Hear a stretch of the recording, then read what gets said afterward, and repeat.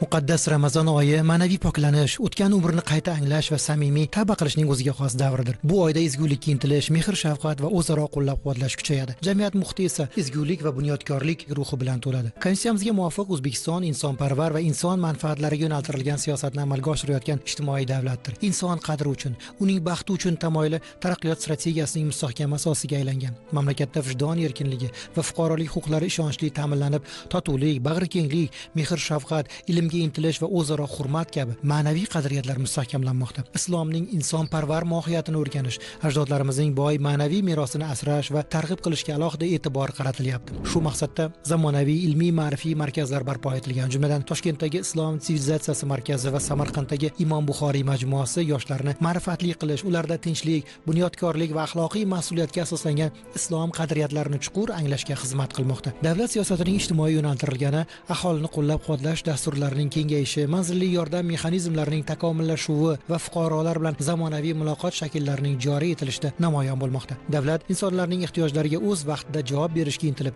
eng himoyaga muhtoj qatlamlarni qo'llab-quvvatlash va munosib turmush sharoitlarini yaratishga alohida e'tibor qaratmoqda.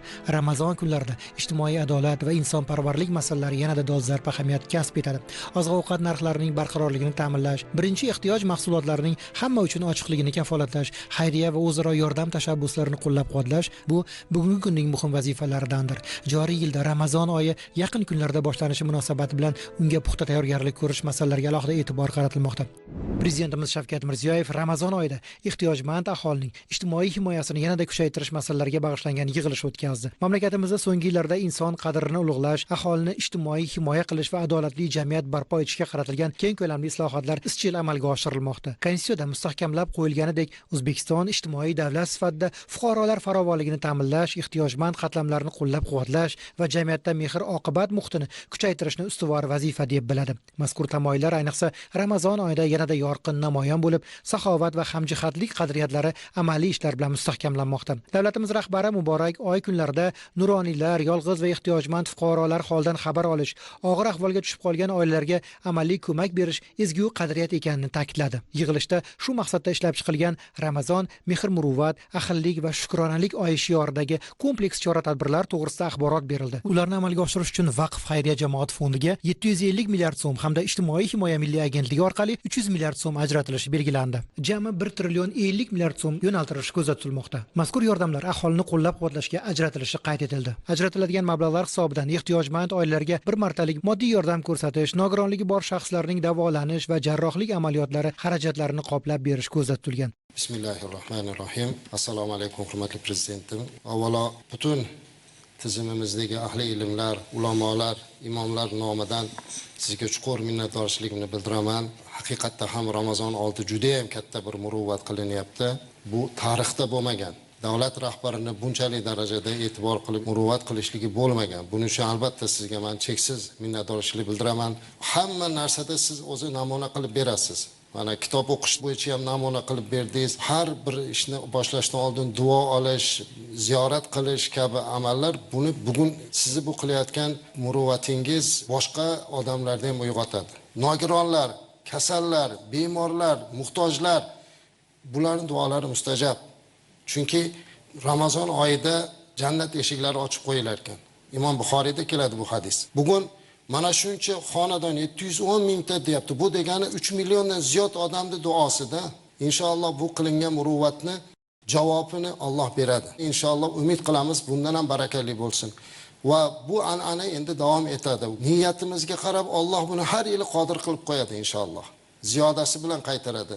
Va qarangki mana bu ijtimoiy himoya agentligini tashkil bo'lishligi ham o'zi katta bir Allohning marhamati bilan qilindi-da. Bularda bir vijdon agentligi deganimizni bugun xalq bilyapti, muruvvat ko'ryapti. Bugun nogironlarga qanaqa e'tibor bo'lyapti. Bu qilinayotgan ishlar, buni oqibatida ko'zlangan eng katta maqsad shularni rozi qilishlik. Ularning duosi bilan yurtimiz bundan ham obod bo'ladi. Men bu yilgi Ramazonni to'g'risi asrga tatbigidek Ramazon deb atagan bo'lardim. Alloh sizga bu qilingan ehson uchun ajr bersin. Hammamiz vijdon bilan, iymon bilan turib joy-joyiga yetkizsak, inshaalloh yurtimizga ularning duosi obodlik keltiradi. Avvalambor yana bir marta katta rahmat. Bitta narsani bilinglarki, hamma sohada avvalambor tizim, tartib, intizom kerak. Mana diniy sohada ham biz juda ko'p o'zgarishlar qilyapmiz, lekin birovga ko'z-ko'z qilish uchun emas, o'zimizni, xalqimizni dardi bilan yashash. Mana men eng yuksak qadriyat inson qadri deyman. Odamlarimizni rozi qilish va qadrini ko'tartirish va bundan katta boylikni o'zi yo'q. Hamma qilgan ishlarimiz tagida adolat, tizim yaratib berib, davlat ajratgan pullarni joy-joyiga yetkazganimiz uchun odamlar adolatga mehri bilan qarayapti. Bizning yo'limiz to'g'ri va o'zbek xalqi bu kunlarda juda ko'p niyat qilgan. Ro'za Ramazon oyida duo olamiz, xalqimizning tinchligi, osoyishtaligi, tahlikali zamonda mana shu duolar bilan ko'p ishlarimiz ijobat bo'ladi, ko'p ishlarimiz natijali bo'ladi. Ramazon oyida butun xalqimizga tinchlik, omonlik tilayman. Prezidentimiz joriy yil yanvar oyida o'tkazilgan video selektor yig'ilishida bugun turli radikal va ekstremistik g'oyalar axborot texnologiyalari orqali yoshlarimiz ongini zaharlashga urinayotgani, faqat jazo va taqiq bilan bu muammoni hal qilib bo'lmasligini ta'kidlagan edi. Ayni damda prezidentimiz jamiyat onalari va kelajak avlod tarbiyachilari bo'lgan xotin-qizlarni buzg'unchi g'oyalar ta'siridan asrash, ularni ham ma'nan, ham moddiy qo'llab-quvvatlash masalasiga alohida urg'u berdilar.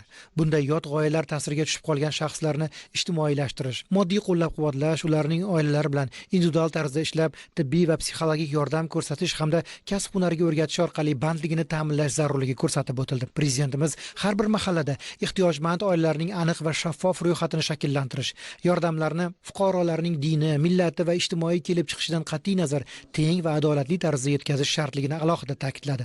Mas'ul idoralarga bu borada qat'iy nazorat o'rnatish topshirildi. Bismillahirrohmanirrohim.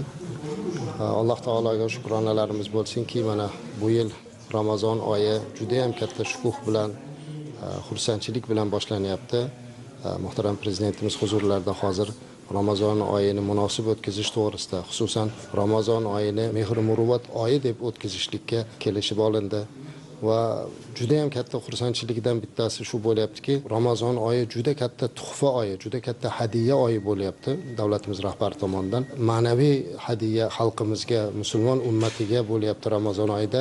Bu Islom sivilizatsiya markazining ochilishi, Imom Buxoriy majmuasining topshirilishi bu katta bir ma'naviy hadiya bo'lsa, ikkinchisi mana shu mehr muruvvat nuqtai nazaridan muhtaram prezidentimiz nochor oilalarga, muhtoj oilalarga juda ko'pchiligiga Ramazon munosabati bilan qariyb 750 milliard so'mlik katta yordam mablag'i ajratdilar.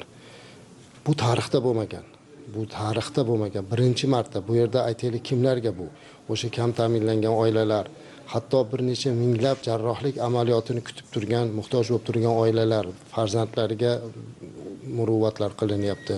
Nogironlar juda ham ko'p. Ular orasida masalan ahli ilm, nuroniy o'shalarda hammasiga mablag'lardan Ramazon munosabati bilan beriladigan bo'ldi. Yig'ilishimizda o'shalarni to'g'ri taqsim qilish, ya'ni joy-joyiga yetkazish, ijtimoiy himoya milliy agentligi bilan hamkorlikda uni joy-joyiga olib borib yetkazishlikda to'g'risida muhokamalar qilindi, topshiriqlar berildi va bu hammasi Vaqf xayriya jamoat fondi orqali va ijtimoiy himoya agentligi bilan hamkorlikda amalga oshiriladigan bo'ldi. Davlatchilik tariximizdagi birinchi bo'layotgan voqea, tarixiy voqea. Muhtaram prezidentimiz Ramazon oyida mehr muruvvat ko'rsatishlari, xalqimizga yaxshiliklar qilishlari boshqa hammamizga bir turtki bo'ladi, bir tarbiya bo'ladi. Orzu qildik, umid qildikki, boshqalar ham shundan namunasi. Prezidentimiz bir gap aytdilarki, endi har yili muhtoj oilalar, Ramazon oyini kutib turgan oilalar har yili Ramazonni qalbdan kutadigan bo'lsin. Hamma o'zini oilasi uchun, farzandlari uchun mehr muruvvat ko'rsatmoqchi bo'lsalar, mana shuni Ramazon oyida qilamiz degan shior bilan Ramazonni kutadigan bo'ladi dedi. Men o'ylaymanki, boshqalarga ham bu ta'sir qilib, prezidentimizni tashabbuslarini qo'llab-quvvatlab hamma bu oyni yaxshilik, ezgulik, mehr muruvvat oyiga aylantiradi. Haqiqatda hozir agar yaxshi e'tibor bilan qarasak, prezidentimizni nihoyat darajada ish dasturlari juda ham ziq olingan. Lekin xorijiy safarlari bor. Yana bugunda o'zida bir nechta yig'ilishlar shuning ichida, lekin ayni bugungi masalaga shu Ramazon oyida mehr muruvvat ko'rsatishlik to'g'risida alohida bir vaqt ajratishliklari birinchidan prezidentimizni o'sha inson qadri degan shiorini naqadar amalda isbot qilishlari bo'lsa va bu qolganlarimizga juda e'tiborli bo'ladi. Bu ming rahmat aytishimiz kerak prezidentimizni bugungi vaqt ajratib shuni alohida bir topshiriq berganliklari. Hurmatli prezidentimiz Ramazon oyiga kirishdan oldin mutasaddi tashkilotlarni yig'ib, ya'ni bu Ramazon oyini qanday o'tkazish bo'yicha alohida topshiriq berdi. Shuni alohida ta'kidlashimiz kerakki, joriy yilda 2148 ta masjidlarimizdan 2100 bittasida xatm Qur'onlar o'qilishi, ya'ni taroveh namozlari o'qilishi ko'zda tutilgan. Eng asosiysi bularda xavfsizlik nuqtai nazariga e'tibor qaratish. Shu bilan birgalikda barcha bu yil xatm Qur'onlar qilinadigan 3642 ta qorilarimizni tayyorgarligi va ularni ijtimoiy qo'llab-quvvatlashga alohida e'tibor qaratdilar. Bundan tashqari bu yilgi Ramazon oyida yangilik sifatida shuni alohida ta'kidlashimiz kerakki, nafaqat yurtimizdagi masjidlar, balki xorijdagi vatandoshlarimizni ham Ramazon oyini munosib o'tkazish maqsadida xorijdagi vatandoshlarimizga ham har yilgidan farqli o'laroq qorilar bilan birgalikda ahli ilmlar, oliy ta'lim muassasalarini, professor o'qituvchilarni jo'natish amaliyotini joriy yo'lga qo'ydik.